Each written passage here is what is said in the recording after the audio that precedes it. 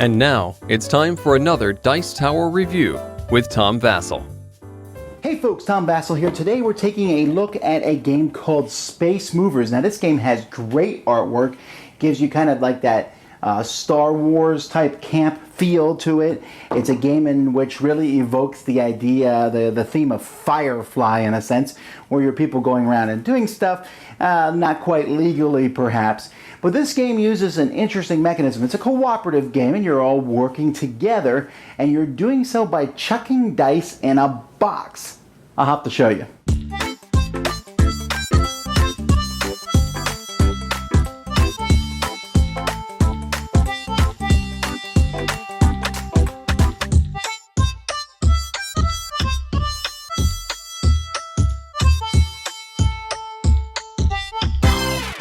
The game comes with a comic that explains what the point of the story is, but essentially you find this really cool ship in a junkyard and then you decide to deliver something for a shady guy and find out it's illegal, and now the big government is chasing you. Why are they doing so? To play the game, you're going to either play with some random objectives here that you have to accomplish. You go through these objectives after you deliver your first thing of cargo, and then they have different skills that you need to complete each objective. Or the game also comes with some story-specific objectives that you can use that are numbered from 1 to 5. It's up to you. Now what players can be doing is they have their characters down here, and each character is going to get a character card. So here's Red and Eli Ward, and these are different characters that you can be. Each character comes with a specifically colored die. It shows what skills they have. It has special actions that they can take on anyone's turn and a special action that they can take on their own turn.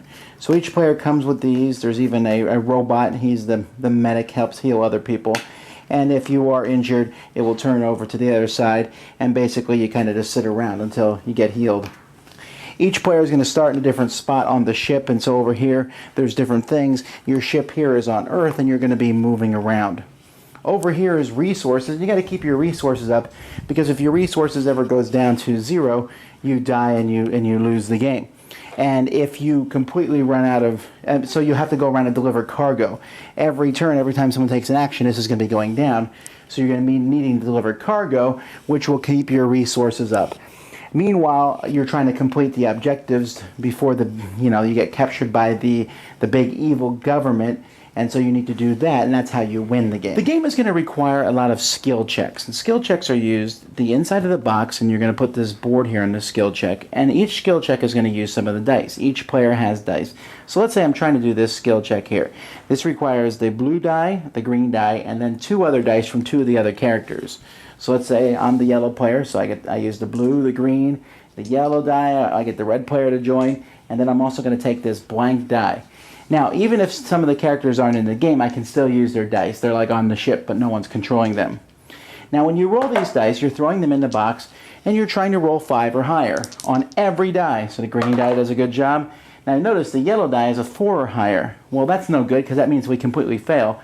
However, the next person will try to hit that yellow die, and they did. It's now a 6, but now the blue die is a 4 or higher. And let's try to hit that one. Now that die flew out, so that's no good. And then you throw the blank die in at the end, trying to change it. And again, that didn't change it high enough. So this skill test failed. For a skill test to pass, all the dice need to be turned over. Now there are cards where you can change things and add to the numbers of some of the dice. So there's ways to get a 5 or higher on all the dice.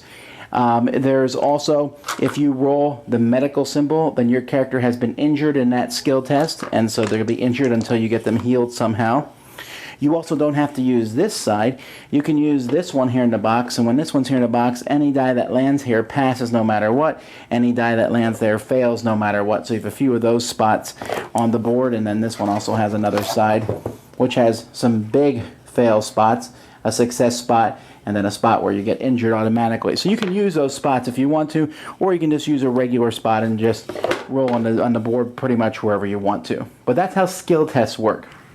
Now the game has a kind of a timer event deck that players will be drawing from.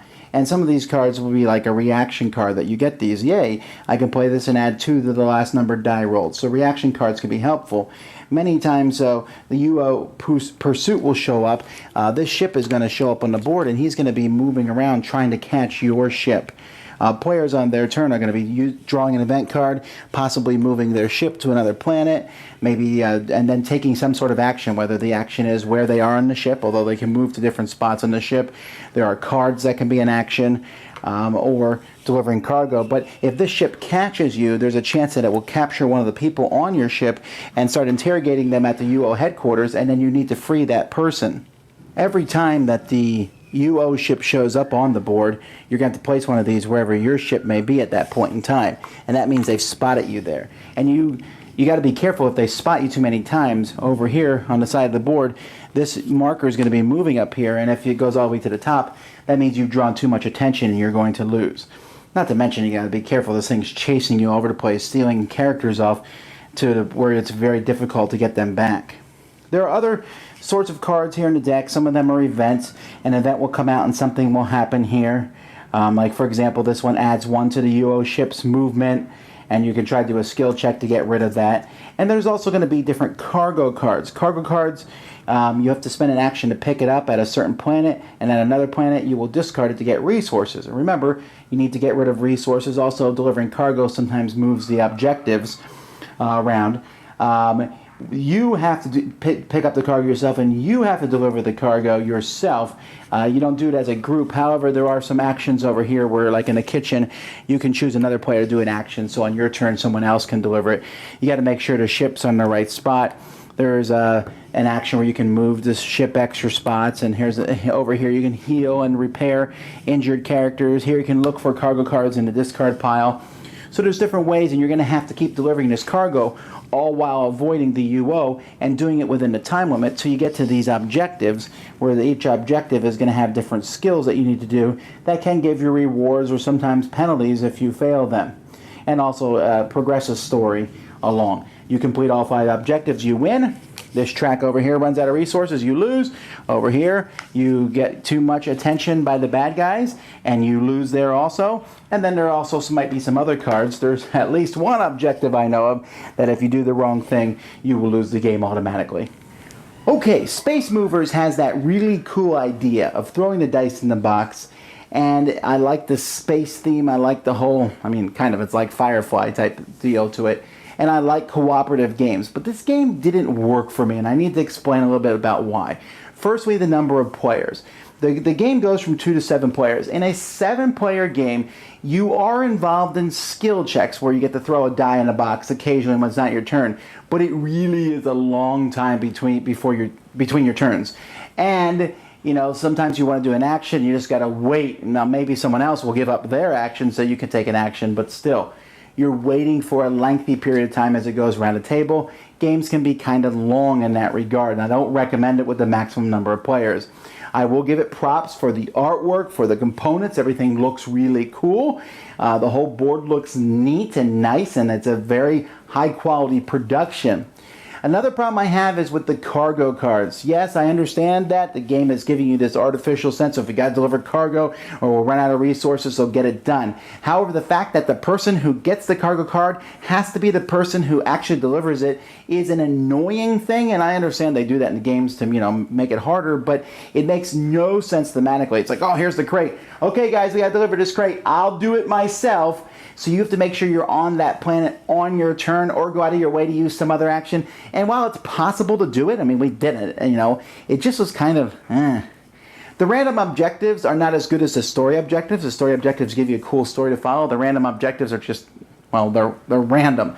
I don't know if I like them as much because you lose a little bit of the story flavor. I didn't mind the ship chasing you all over the board. That's an interesting idea, but it would just pop up, and in this game I found that the decisions were often pretty obvious. Let's deliver cargo. Let's run from the ship. Let's stop the ship from chasing us so much. Let's go over here.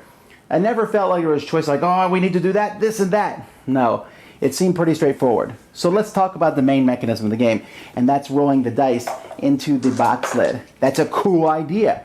I'm certainly up with that. The problem is it's just random. I don't know that there's any difference between rolling dice into a box lid and just rolling dice. You're rolling a dice that's a 5 or higher, so I fail and I get a 4 in the box. So now you're going to hit my die with your die. Well, I don't think there's anyone in the world who has the skill to do that and know that they're going to make it higher.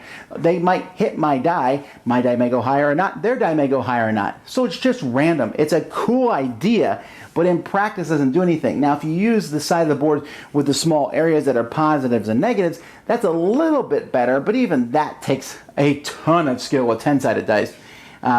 There are games where you roll dice and see what happens. There's the one of my favorite games, the dungeon game, Dungeon Fighter, but that's where you're bouncing it trying to hit a target.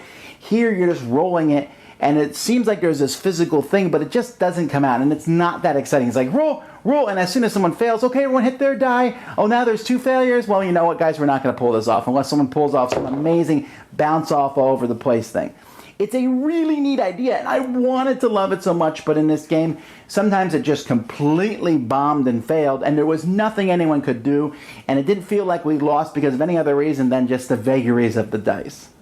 And for that, I feel like the game itself just doesn't come into its own. It's not as strong as it would be, because that's a cool concept, and I wish they might have taken it a little bit farther and maybe done something with it. I like the idea of people being involved on other people's turns, but that one mechanism, and I think it's fair to me to be so critical of it because it's so, major point of the game, just wasn't that interesting in practice. It sounds cooler than it actually is. So unfortunately, that really colored my views of Space Movers. It looks amazing, and there's some nice ideas in it. It just plays a little longer than it should, feels like it's telling us what to do, and then the skill checks just weren't that interesting.